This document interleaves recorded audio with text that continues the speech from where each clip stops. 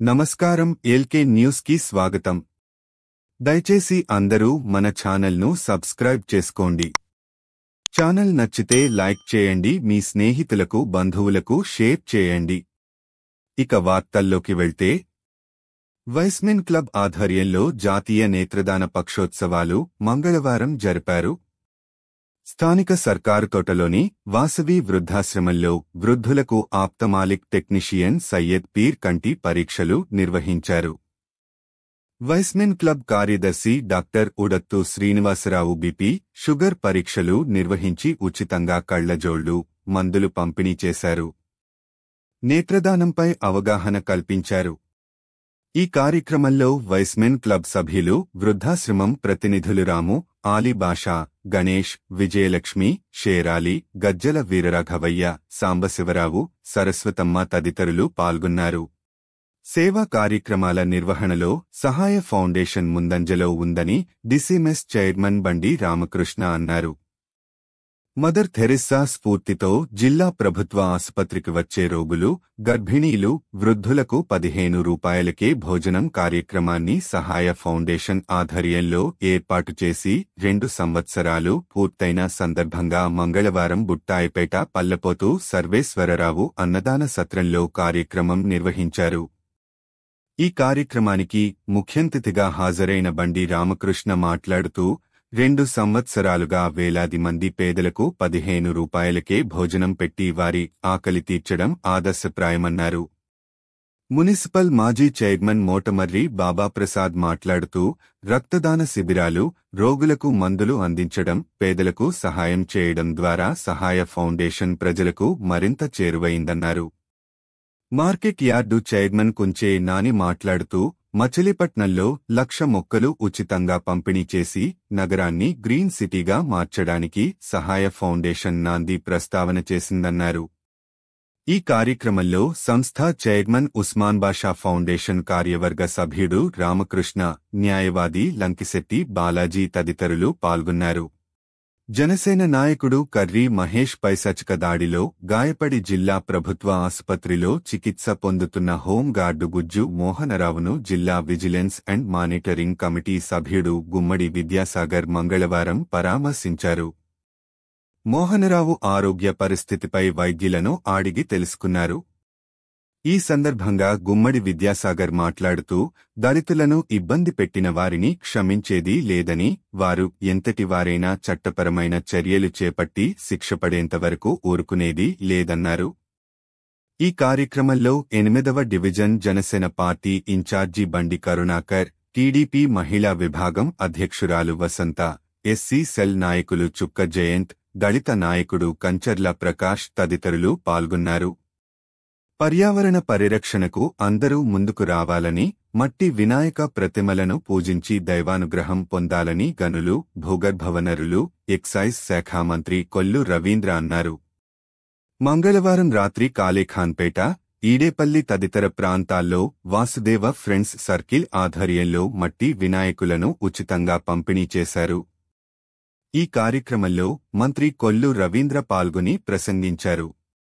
ప్రకృతితో వినాయక చవితి పండుగ ముడిపడి ఉందన్నారు.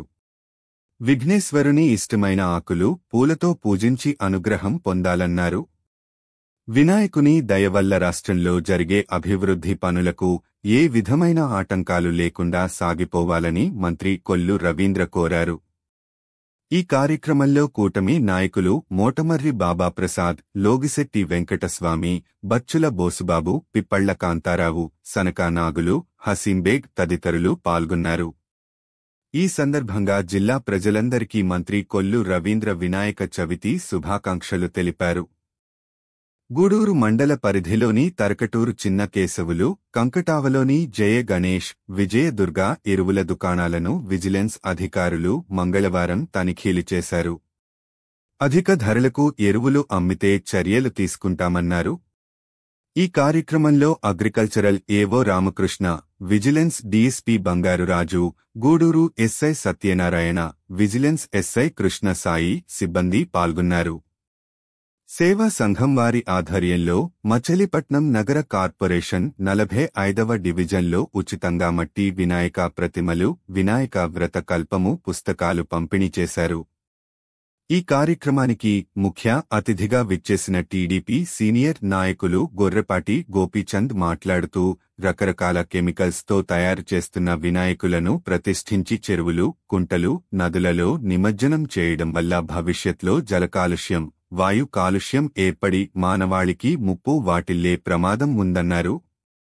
అందుకే ప్రజలందరూ మట్టి వినాయకులను స్థాపించి పర్యావరణాన్ని రక్షించాలని కోరారు.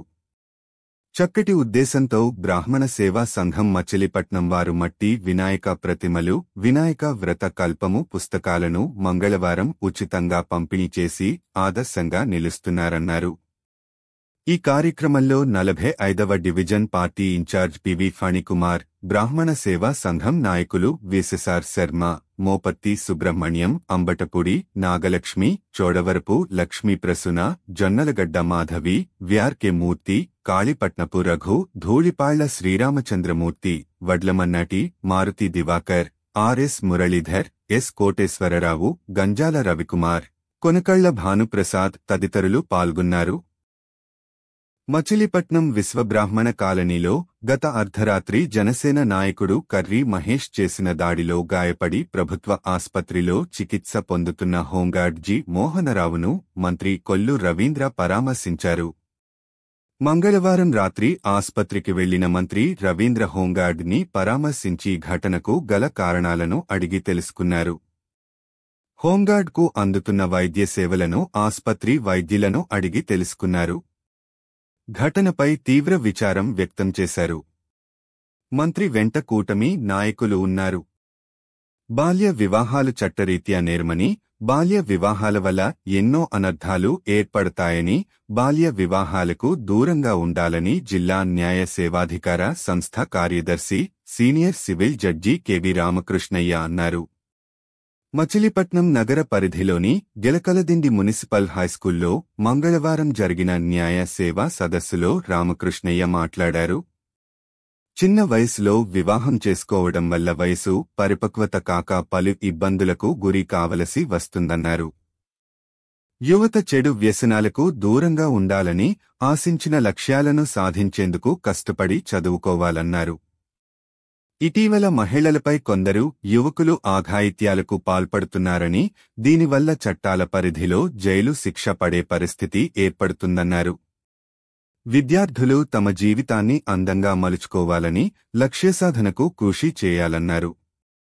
ఈ కార్యక్రమంలో DYO Singh, child welfare eagle team ప్రతినిధులు పాల్గొన్నారు.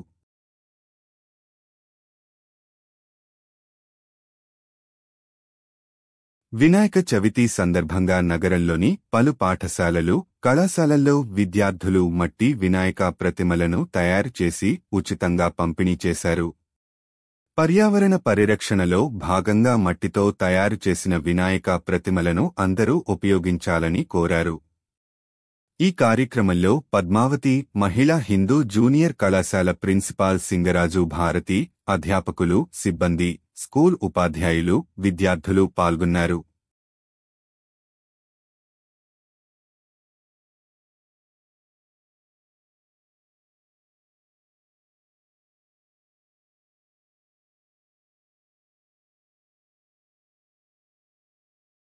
ప్రభుత్వం నూతనంగా ప్రవేశపెట్టిన స్మార్ట్ రేషన్ కార్డులను టీడీపీ కార్పొరేటర్ చిత్తజల్లు నాగరాము కార్డుదారులకు అందజేశారు. ఈ కార్యక్రమంలో టీడీపీ నాయకుడు అబ్దుల్ అజీం తదితరులు పాల్గొన్నారు. కాగా మండల పరిధిలోని సుల్తానగరంలో గ్రామంలో పంపిణీ చేశారు. ఈ కార్యక్రమంలో సుల్తానగరం గ్రామ టీడీపీ ఇన్ఛార్జి చిట్టిబొమ్మ వనరాజు, మట్టా వెంకటేశ్వరరావు, బాలకృష్ణ, ఈడే వెంకటదాసు, వేముల శివాజీ, రాజులపాటి నాగేశ్వరరావు, కరెంటు నాని, వీఆర్ఓ నాగబాబు, పంచాయతీ కార్యదర్శి రాజేశ్వర్మ, కాగిత వీరరాఘవులు, యార్లగడ్డ నాగేంద్రం తదితరులు పాల్గొన్నారు. కన్న కొడుకు వీరంకి విఘ్నేశ్వరరావును హత్య చేసిన తండ్రి వీరంకి నిరంజనరావును మంగళవారం సిఐ నాగేంద్ర ప్రసాద్ అరెస్టు చేసి కోర్టులో హాజరుపరిచినట్లు గూడూరు ఎస్ఐ కేఎన్వి సత్యనారాయణ తెలిపారు.